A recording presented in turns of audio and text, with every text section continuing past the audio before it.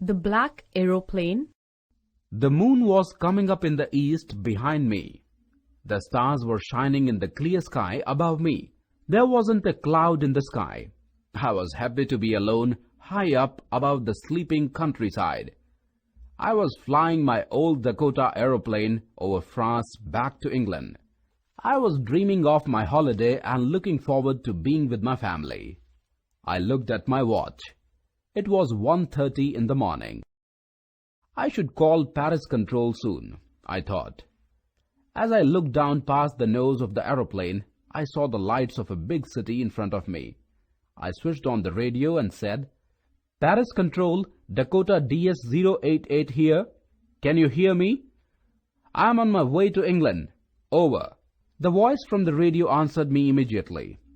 "DS-088, I can hear you. You ought to turn 12 degrees west now.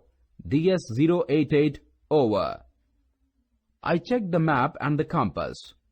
Switching over to my second and last fuel tank, I turned the Dakota 12 degrees west towards England. I will be in time for breakfast, I thought. A good big English breakfast. Everything was going well. It was an easy flight.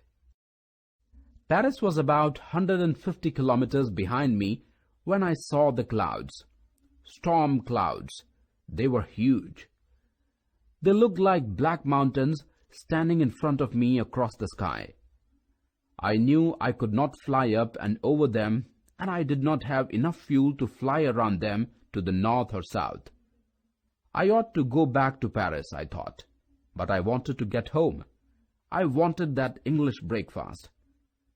I will take the risk, I thought, and flew that old Dakota straight into the storm.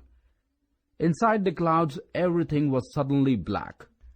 It was impossible to see anything outside the aeroplane. The old aeroplane jumped and twisted in the air.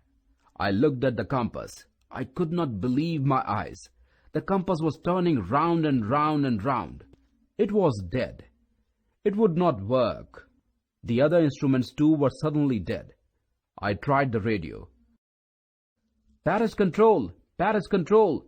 Can you hear me?" There was no answer. The radio was dead too. I had no radio, no compass, and I could not see where I was. I was lost in the storm. Then in the black clouds quite near me, I saw another aeroplane. It had no lights on its wings, but I could see it flying next to me through the storm. I could see the pilot's face turned towards me. I was very glad to see another person. He lifted one hand and waved. "Follow me," he was saying. "Follow me." He knows that I am lost, I thought. He is trying to help me. He turned his aeroplane slowly towards the north in front of my Dakota. Thus he made it easier for me to follow him. I was very happy to go behind the strange aeroplane like an obedient child. After half an hour, the strange black aeroplane was still there in front of me in the clouds. Now the fuel in my old Dakota's last tank could go only for 5 or 10 minutes more. I was getting frightened, but then the black aeroplane in front of me started to go down and I followed it through the storm. Suddenly I came out of the clouds and saw 2 long straight lines of lights in front of me.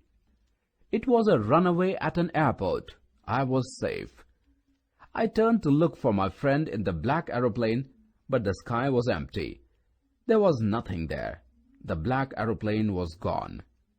I could not see it anywhere. I landed the old Dakota near the control tower. Then I went in and asked the women there where I was and who the other pilot was. I wanted to say him a big thank you. She looked at me very strangely and then laughed. "Sir, there were no planes flying tonight. Yours was the only plane I could see on the radar." "Then who helped me to arrive there safely without a compass or a radio and without any more fuel in my tanks? Who was that pilot on the strange black aeroplane flying in the storm without lights? Who could it be?"